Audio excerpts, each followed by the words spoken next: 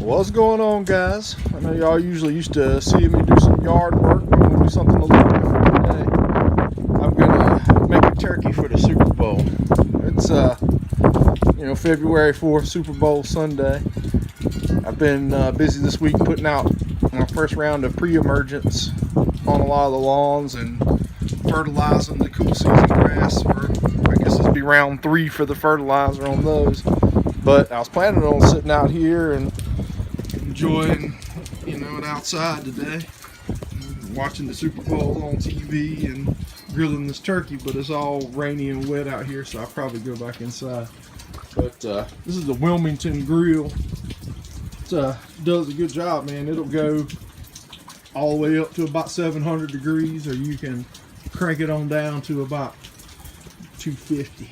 Or if you put some water in the tray in the bottom, you can even get it lower than that. But here's our guest to honor the turkey. I just put him on. I'm not going to be opening that up anymore. But I use this iGrill thermometer. I think Weber has bought this company now. It's got a little app on your phone you can open up, and it'll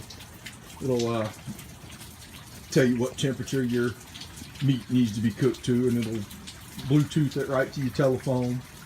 And you can go anywhere in range of the Bluetooth, and it'll tell you what the temperature is. It'll set off an alert when it's about ready, and then one when it is ready. All right. I made a little injector marinade for the turkey out of stock and butter and garlic and some chipotle smoked hot sauce. If anybody wants a specific recipe or the ratios and all, just hit me up in the comment section and I'll let you know what it is if you're interested. I got some I got a new sprayer that I think would be good for, heck, homeowners could use it. It's not super expensive. It's a powered backpack sprayer, and with little modifications, even a pro that's not going to do a lot of spraying could find this useful, or a pro could use it in tighter spaces where they're not going to put a drive on or don't want to pull hoses to. But I've been using it some this week, and I'll put out a video whenever the weather clears up and I get a little time to show y'all what that thing's all about. But it's really cool. I've been enjoying it so far. It's battery power, but I've sprayed some really big yards with it and hadn't killed the battery yet.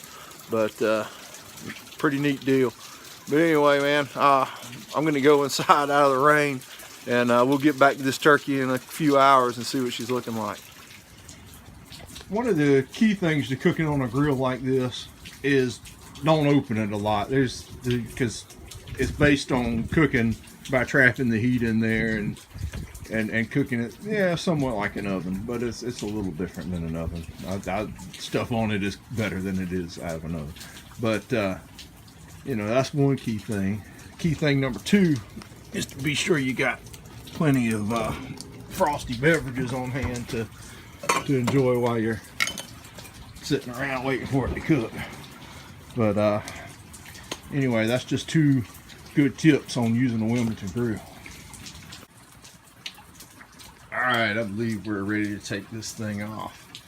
The iGrill thermometer says 165 and the breast is usually done.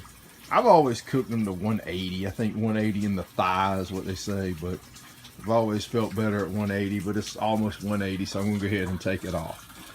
I've kept the temperature at about 325 the whole time. This has taken a little less than 3 hours. They say 15 minutes a pound. This is a 16-pound turkey. If I'd have gone by that rate, I'd have had to cook the thing like 4 hours. I think you're going to overcook them when you do them like that. But there it is. I'm going to take it in and let it rest for about 15 to 20 minutes before I try to carve on it, so I don't have all the juices run out of it when I cut into it. And I'll show you how I like to carve them too. Let me try some of that skin before we go in. Alright, we let it rest for about 30 minutes, which you don't have to let it rest that long. That's just how long it took to get everything else ready we were going to do. But, old school, you carve him down like this. What I like to do is come right along this bone in the center, follow the bone down, and cut this whole breast right off the carcass.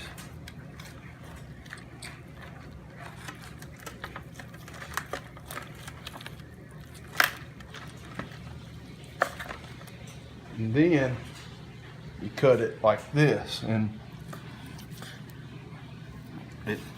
it's against the grain, so you got more, you don't have that stringiness in it as if you cut it down with the grain. All right, let's test it out. All right, let's get up here. It's good stuff, man. All right. Anyway, thanks for watching. We'll get back to some lawn stuff next week. But that's the turkey for you. I hope y'all have a great night. Thanks.